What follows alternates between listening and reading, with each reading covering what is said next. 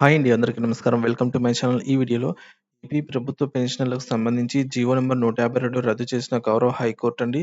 ప్రతి పెన్షనర్ తెలుసుకోవాల్సినటువంటి అతి ముఖ్యమైన విషయాల గురించి ఈ వీడియోలో అయితే చర్చిద్దాం. వీడియోనైతే ఎక్కడ గాని స్కిప్ చేయకుండా ఎండ్ వరకు చూడండి. అప్పుడే ఇన్ఫర్మేషన్ పూర్తిగా అర్థమవుతుంది. వీడియో చూస్తున్న ప్రతి ఒక్కరు వీడియోకైతే లైక్ చేయండి ఫ్రెండ్స్. ఈ వీడియోని తోటి ఉద్యోగ పెన్షనర్ మిత్రులతో అయితే షేర్ చేయండి. కొత్తగా మన ఛానల్ చూస్తున్నవారు సబ్స్క్రైబ్ చేసుకోకుంటే వెంటనే మన ఛానల్ అయితే సబ్స్క్రైబ్ చేసుకోండి. దీని ద్వారా నేను చేసే లేటెస్ట్ వీడియోస్ అన్నీ మీ వరకు రీచ్ అవుతాయి. ఇక ఆలస్యం చేయకుండా వివరాల్లోకైతే వెళ్ళిపోదాము. ఫ్రెండ్స్, ఇక విషయానికొచ్చినట్లయితే ఏపీ పెన్షనర్లకు సంబంధించి జీవో నంబర్ 152ని రద్దు చేసిన గౌరవ హైకోర్టు అండి. పూర్తి వివరాలు ఈ మేరకు ఆంధ్రప్రదేశ్ రాష్ట్రంలోని పెన్షనర్లకు సంబంధించి ముఖ్యమైన సమాచారం ఇది. హైకోర్టు జీవో నంబర్ 152ను అయితే రద్దు చేస్తూ సంచలన తీర్పు వెలువరించింది. ఈ వివరాలను తెలుసుకుందాము. ఉద్యోగి సర్వీస్‌లో ఉంటూ లేదా పదవీ విరమణ చేసి పెన్షన్ పొందుతూ మరణించిన వారి కుటుంబానికి రివైజ్డ్ పెన్షన్ రూల్స్ 1980లోని రూల్ నంబర్ 50 ప్రకారంగా ఫ్యామిలీ పెన్షన్ అయితే చెల్లిస్తారు. ఇది ఆ కుటుంబానికి జీవనాధారంగా ఉంటుంది. ఉద్యోగి ప్రభుత్వ ఉద్యోగం చేసిన తర్వాత పదవీ విరమణ పొందిన అనంతరం కుటుంబ పోషణ కోసం ప్రభుత్వం నెలవారీ పెన్షన్ సౌకర్యాన్నయితే కల్పిస్తూ ఉంటుంది. దీన్ని సర్వీస్ పెన్షన్ అయితే అంటాము.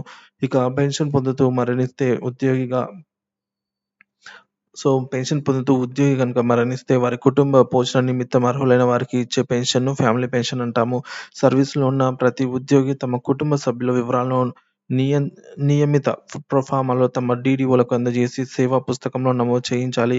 ఆ వివరాలు రిటైర్మెంట్ తర్వాత కూడా ఉపయోగపడతాయి. వీటి ఆధారంగా మరియు పెన్షన్‌దారులు పెన్షన్ ప్రతిపాదనలు పంపే ఆ సమయంలో డీడీఓలు కుటుంబ పెన్షన్‌దారుల వివరాలను ధృవీకరించి పంపగా పెన్షన్ మంజూరు ఉత్తర్వులలో ఏజీ గారు కుటుంబ పెన్షన్‌దారునికైతే అర్హత గల చెల్లించదగ్గ పెన్షన్‌ను నిర్ణయించి ఉత్తర్వులలో పొందుపరుస్తారనమాట. ఒకవేళ ఫ్యామిలీ పెన్షనర్‌కు అర్హత గల కుటుంబ సభ్యుల వివరాలను పెన్షన్ ప్రతిపాదనతో పంపకపోయినా రిటైర్ అయిన తర్వాత పిల్లలు శారీరక లేదా మానసిక వైకల్యానికి గురైన, రిటైర్మెంట్ అయిన, చట్టబద్ధంగా వివాహం చేసుకొని ఆ పిల్లలు కలిగిన అట్టి వివరాలను మనకు ఖచ్చితంగా రూల్స్ ప్రకారం అయితే పొందుపరిచి సంబంధిత ఎస్‌టీఓ గారికి అందించి పీపీఓలో నమోదు చేయించుకునే అవకాశం ఉంది.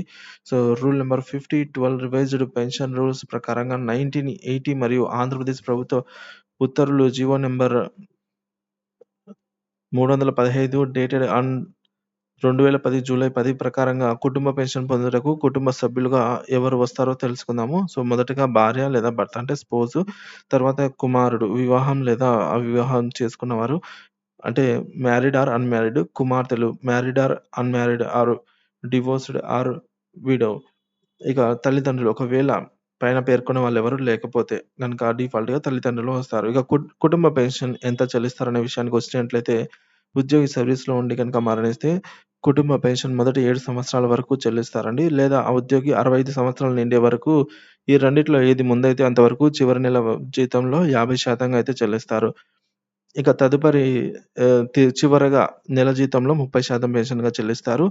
పెన్షనర్‌గా ఉండి మరణిస్తే చివరి నెల జీతంలో 50% లేదా ప్రస్తుతం పెన్షన్ ఏది తక్కువైతే అది పదవీ విరమణ తేదీ నుంచి 7 సంవత్సరాల కాలం లేదా ఉద్యోగికి 65 సంవత్సరాల వయసు పూర్తయ్యే వరకు ఏది ముందైతే అది అంతవరకు చెల్లించబడుతుంది. తదుపరి పెన్షన్‌లో 30% పెన్షన్‌గా అయితే చెల్లిస్తారు. పెన్షన్ మంజూరు సమయంలో పీపీఓలో ఫ్యామిలీ పెన్షన్ బెనిఫిషియరీ పేరు, అలాగే ఎన్‌హాన్స్‌డ్ ఫ్యామిలీ పెన్షన్ ఆ తర్వాత నుంచైతే జీవితాంతం వరకు ఫ్యామిలీ పెన్షన్ 30% వివరాలు నమోదు చేయబడి ఉంటాయి. పెన్షనర్ రిటైర్ అయిన తర్వాత చట్టబద్ధంగా వివాహం చేసుకుంటే ఆ పెన్షనర్ భార్య లేదా భర్తకు మరియు వారికి కలిగిన సంతానానికి కూడా కుటుంబ పెన్షన్‌ను చెల్లిస్తారు. రికార్డులు అందుబాటులో లేకపోయినా గూడా ఫ్యామిలీ పెన్షన్ మంజూరు చేయాల్సి ఉంటుంది. అదృశ్యమైన లేదా ఆచూకీ తెలియని ఉద్యోగుల కుటుంబాలకు సంవత్సరం తర్వాత కుటుంబ పెన్షన్ చెల్లిస్తారు. సంపాదన పరులు కాని అంగవికలాంగులైన పిల్లలకి కూడా కుటుంబ పెన్షన్ వర్తిస్తుంది. పెన్షనర్ చనిపోయిన రోజు వరకు కూడా పెన్షన్ చెల్లిస్తారు. మరుసటి రోజు నుంచి కుటుంబ పెన్షన్ అయితే చెల్లిస్తారు. కుటుంబ పెన్షన్‌పై డీఆర్ చెల్లిస్తారు. అదనంగా అడిషనల్ క్వాంటమ్ ఆఫ్ పెన్షన్ కూడా పొందే అవకాశం ఉంటుంది. ఇక ఫ్యామిలీ పెన్షన్ పొందుతున్న వ్యక్తి పునర్వివాహం చేసుకుంటే వారి ఫ్యామిలీ పెన్షన్ రద్దవుతుంది. కనీసం 7 సంవత్సరాలు సర్వీస్ కలిగి ఉంటేనే 50% ఎన్‌హాన్స్‌డ్ ఫ్యామిలీ పెన్షన్ మంజూరు కాబడుతుంది. 7 సంవత్సరాల లోపల సర్వీస్ కలిగి ఉన్న వారికి 30% నార్మల్ ఫ్యామిలీ పెన్షన్ మాత్రమే చెల్లిస్తారు. ఇక వితంతువు ఉంటే వారందరికీ సమాన వాటాలు చెల్లిస్తారు. ఫ్యామిలీ పెన్షనర్‌గా ఉన్న మొదటి భార్య చనిపోతే వారి పిల్లలకు రెండో భార్యతో పాటుగా కుటుంబ పెన్షన్‌ను తీసుకునేదానికి అర్హులవుతారు. 1993 సెప్టెంబర్ 15 జీవో ఎంఎస్ నంబర్ 335 ప్రకారంగా రిటైర్ అయిన ప్రభుత్వ ఉద్యోగి చట్ట ప్రకారం పెళ్లి చేసుకుంటే, ఆ మహిళకు కూడా ఫ్యామిలీ పెన్షన్‌కు అర్హురాలే. 2012 సెప్టెంబర్ 4 జీవో ఎంఎస్ నంబర్ 245 ప్రకారంగా ఒక వ్యక్తి 2 ఫ్యామిలీ పెన్షన్‌లు పొందుతూ ఉంటే, ఆ రెండిటి మొత్తం రూ. 27,830గా అయితే పరిమితం చేయబడింది. రిటైర్మెంట్ తర్వాత అర్హత కలిగిన సంతానానికి కూడా ఫ్యామిలీ పెన్షన్‌కి అర్హులవుతారు. ఇక మొదటి భార్య బతికి ఉండగా ప్రభుత్వ అనుమతి లేకుండా మరో పెళ్లి చేసుకుంటే, రెండో భార్య కూడా పెన్షన్‌కు అర్హురాలు కాదు. విడాకులు పొందినప్పటికీ విడిగా ఉంటున్న భార్య, పిల్లలు కుటుంబ పెన్షన్‌కు వాటాదారులవుతారు. ఇక జీవో ఎంఎస్ నంబర్ 152 రద్దు హైకోర్టు తీర్పు. ప్రభుత్వ ఉద్యోగుల కుటుంబ పెన్షన్ నిబంధనలకు సంబంధించి రాష్ట్ర ప్రభుత్వం 2019 నవంబర్ 25న తెచ్చిన జీవో ఎంఎస్ నంబర్ 152ను హైకోర్టు ఇటీవల రద్దు చేసింది. ఈ జీవో రాజ్యాంగ విరుద్ధమని తేల్చింది. చట్టం ద్వారా తెచ్చిన నిబంధనను కార్యనిర్వాహక ఉత్తర్వులు భర్తీ చేయాలనైతే హైకోర్టు స్పష్టం చేసింది. 1980లో ఏపీ రివైజ్డ్ పెన్షన్ రూల్స్ చట్టబద్ధమని, ఇందులో విడాకులు తీసుకున్న కుమార్తెకు పెన్షన్ పొందే విషయంలో ఎలాంటి షరతులు విధించలేదని తెలిపింది.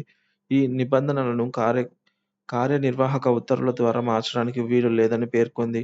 పదవీ విరమణ తర్వాత ప్రభుత్వ ఉద్యోగి మరణిస్తే, ఆ ఉద్యోగి వితంతు కుమార్తె లేదా విడాకులు తీసుకున్న కుమార్తె కుటుంబ పెన్షన్ పొందేందుకు అనర్హురాలుగా చేయడం సరికాదని, వారు కూడా కుటుంబ పెన్షన్ పొందేందుకు అర్హులే అని తేల్చి చెప్పింది.